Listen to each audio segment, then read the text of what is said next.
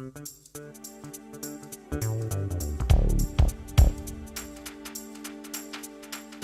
everyone and welcome to FiST Chat, the podcast that features discussions on the topics of film, science and technology.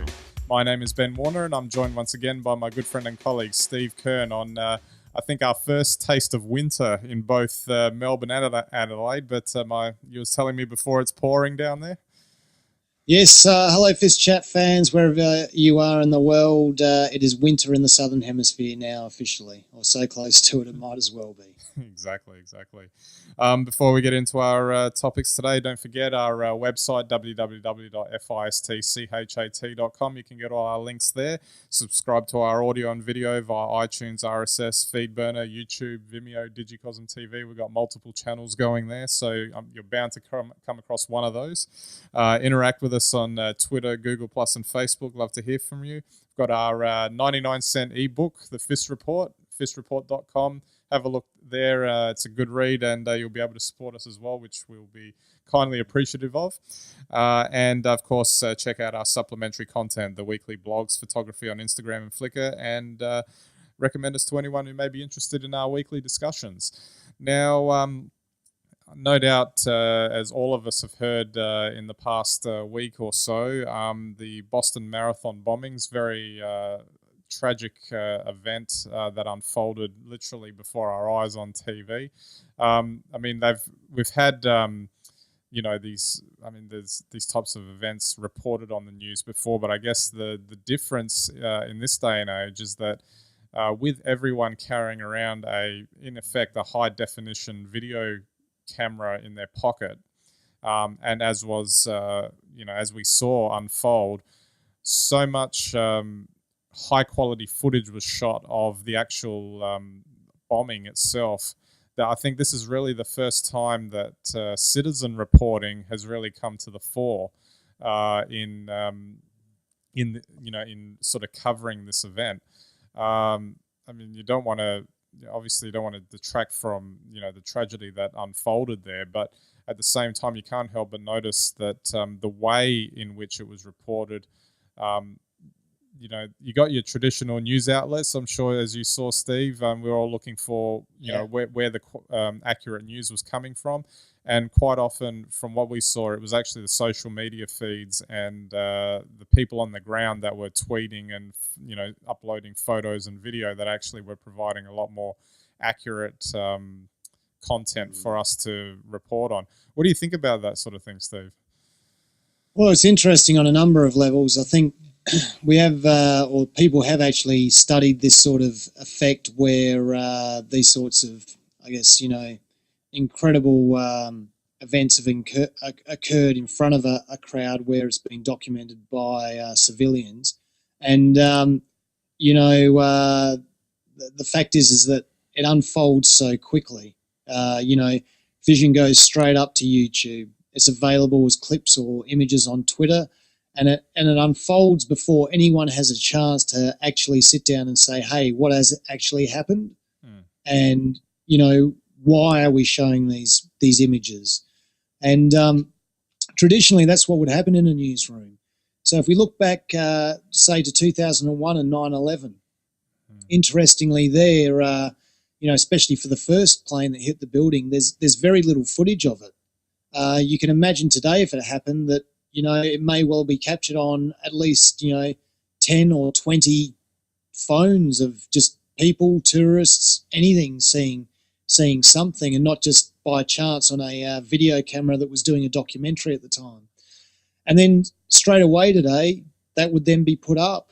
And, you can imagine by the time the second plane would have hit the building, there'd just be countless images being posted and distributed around the world. We saw that happen in Boston. We've seen it happen in other instances. And it goes to show that as powerful as that is in terms of informing people and showing people what's going on, I think there are some very big shortcomings to people, especially in the shock of the moment, posting stuff, and sometimes it's taken out of context. Yeah, of course. On the one hand, you've got that. The other hand, the striking thing that I found was that in many cases, the traditional news outlets were getting it wrong when they were initially trying to piece it all together. For example, correct me if I'm wrong, I think it was the New York Post that was reporting a Saudi national was being spoken to, only an hour or two after the incident, which of course turned out to be wrong.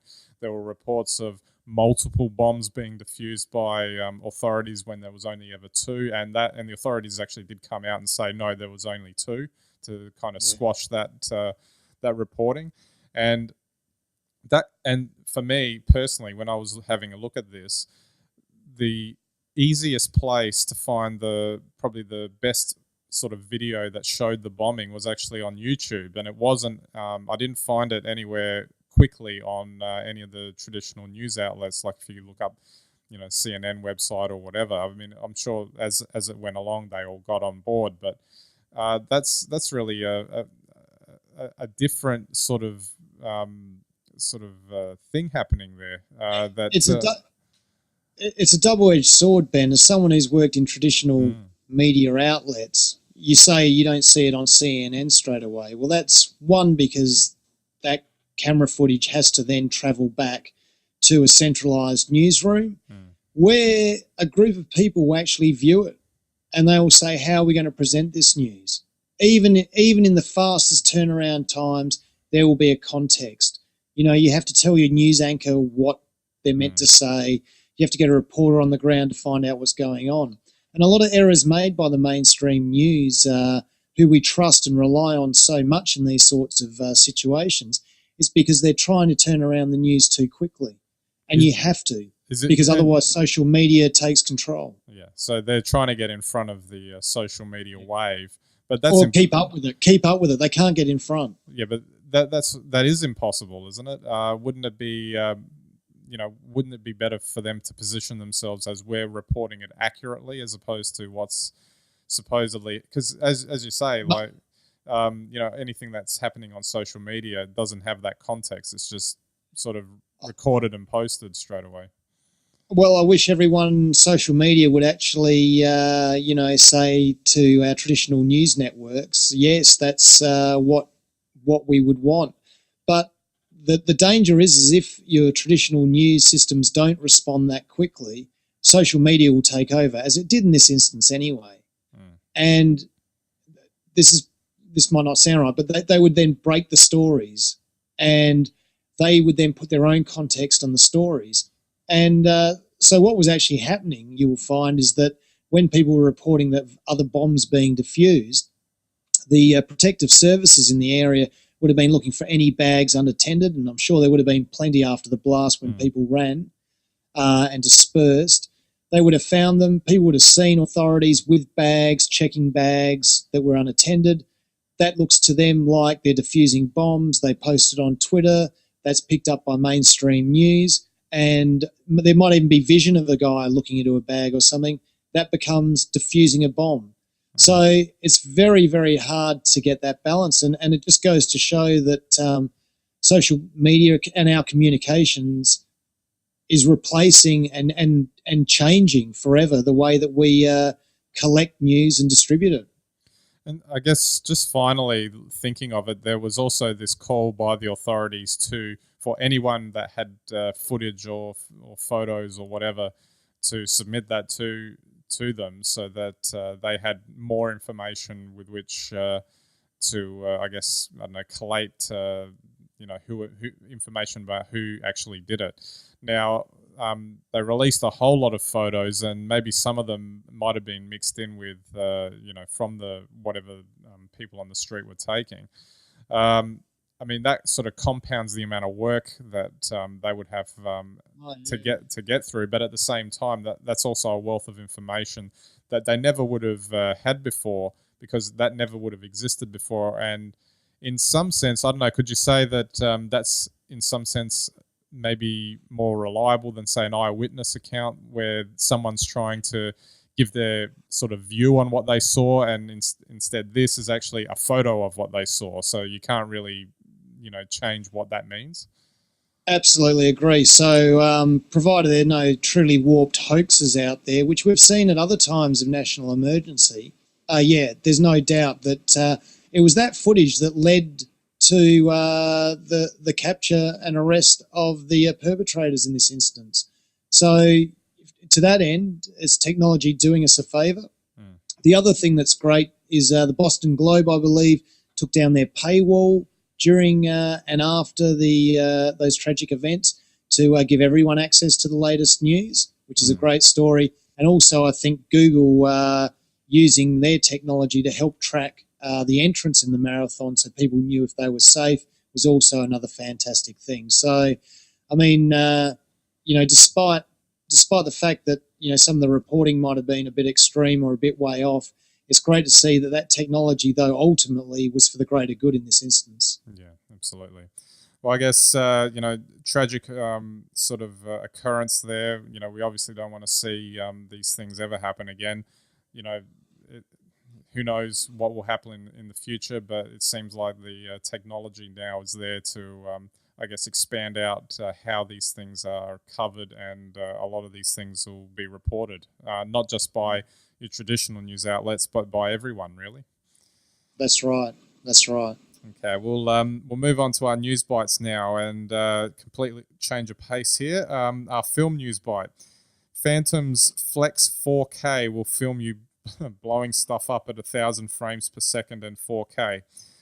This is from the photographer.com. Just imagine being able to film your buddies being total jackasses and then watching it in super slow-mo at 4K resolution. According to DSLR News Shooter, you'll be able to shoot at 1,000 frames per second in uncompressed 4K raw video in 5-second bursts, but it can also do 2,000 frames per second in 2K and 3,000 frames per second at 720p. That can give you nearly 3 minutes of 4K video when you play it back at 24p. Now, are we getting closer and closer to the stage where 1080p high def isn't going to cut it anymore? It's very interesting, Ben. I've actually had to play with a Phantom myself, and only the 2K version, but shooting 1,000 frames a second. So the 4K version, as we all know, doubles that amount of information in there. So that's incredible. But I think we've spoken about it on FiST Chat before. If we're headed to 8K, why is anyone bothering with 4K? Just wait till 8. I mean, 8 will be around in 3 years' time if 4 is coming out now. Oh, well, I guess if you've got that urge, you can go out and get it now. Well, true. I mean, the other thing that's interesting in this, and we've seen it before in certainly the sort of prosumer sort of camcorder Sony sort of domain, where it's all well and good to have the camera shooting in 4K, but we're yet to see any 4K monitors. Yeah. So what's the point? Yeah. if they arrive halfway through the 4K life cycle and it's only 18 months to an 8K, you'd never buy a 4K monitor, and there's precious little point in getting 4K resolution if you're going to watch it on an 8K screen. Oh, well, we've come a long way since the Video 8 and then Mini DV days back when we started. It's an interesting world in filming, I would say. Yeah, very, very. But I mean, great cameras, and it's wonderful though that is now almost in reach for all of us. Absolutely. All right, our science news bite. The ghostly Sandy Island. Now you see it, now you don't. And this is from The Age. Rather odd little story. A research ship carrying a University of Sydney researcher, Maria Seaton, cruised through the Coral Sea off the east coast, bearing down on Sandy Island last October. The digital scientific databases used by the researchers showed the island to be more than 20 kilometres long, north to south, and about 5 k's wide, Manhattan size. Google and National Geographic quickly removed Sandy Island from all of their maps, but when the ship reached the place where the island should have been, the researchers saw only open ocean. Sandy Island simply wasn't there. Very, very odd. Sounds like a horror movie. Yeah, very odd story. It's kind of, I don't know, is that like the King Kong Island or something? Kind of appears with some magical monsters there. How can you misplace an island like that? I'm not sure. Maybe it's where international rescue resides.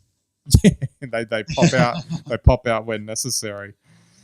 Very it's odd. It's a very strange story. But, I mean, Google Maps have been used for archaeological purposes, to actually be able to image what cities might have been like from archaeological digs, and people have predicted where you'd find certain things. So I don't know if this has anything to do with that or whether they just got it wrong.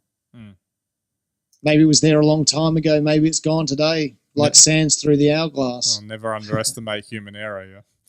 That's right. All right, and finally, our tech news bite. Solar-powered stadium enters construction from CNET. Construction has begun on a completely solar-powered sports stadium in France for 2015. It's a good week for renewable energy around the world, with the world's first algae-powered building opening in Germany, then with the official opening of the largest wind farm in the southern hemisphere. Now France is getting in on the action, with construction officially beginning on the Nouveau Stade de Bordeaux, I hope I pronounced that right, by Swiss design firm Herzog and de Meuron. Guess nothing really surprising there. It's good to see new sort of renewable technology being used in the construction of new buildings. Well, we probably should see more of it. I don't know if it really will be able to power itself. A stadium is a very energy-hungry beast, but it's great. I mean, potentially that'll pave the way for new buildings, new structures, particularly in urban areas, to power themselves. So it is a good news story. It's good to see that we're finally getting on board. Absolutely. All right, Steve, we're totally out of time, so thanks again for the chat.